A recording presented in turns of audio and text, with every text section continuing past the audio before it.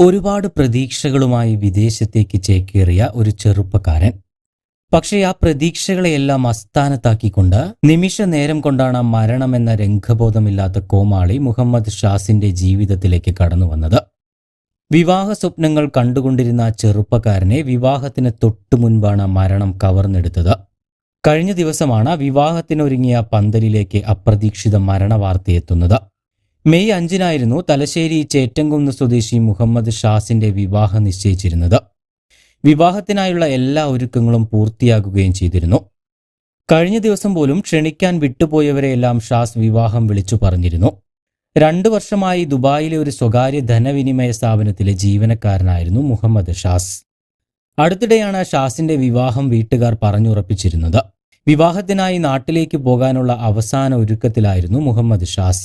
തന്റെ ഭാര്യയാവാൻ പോകുന്നവൾക്ക് വസ്ത്രങ്ങളും സമ്മാനങ്ങളുമെല്ലാം ഷാസ് തന്റെ ബാഗിൽ കരുതി വച്ചിരുന്നു.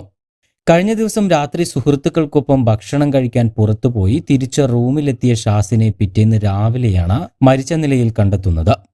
ഷാസിന്റെ ഈ അപ്രതീക്ഷിത മരണവാർത്ത ബന്ധുക്കൾക്കും സുഹൃത്തുക്കൾക്കുമെല്ലാം താങ്ങാവുന്നതിലും അപ്പുറമാണ്. തന്റെ പ്രിയപ്പെട്ടവനെ അവസാനമായി ഒരു നോക്ക് കാണാനുള്ള ആ പെൺകുട്ടിയുടെ കാത്തിരിപ്പും ഇവിടെ വിഫലമായിരിക്കുകയാണ്. ഷാസിന്റെ മൃതദേഹം നടപടികൾ പൂർത്തീകരിച്ച ശേഷം ദുബായിൽ തന്നെ ഖബറടക്കുമെന്ന് ബന്ധുക്കൾ അറിയിച്ചിട്ടുണ്ട്. NP മൊയ്തീൻ VK ഷഹന ദമ്പതികളുടെ മകനാണ് മുഹമ്മദ് ഷാസ്. കൂടുതൽ വാർത്തകൾക്കും വിശേഷങ്ങൾക്കും ചാനൽ സബ്സ്ക്രൈബ് ചെയ്യാൻ മറക്കരുത്.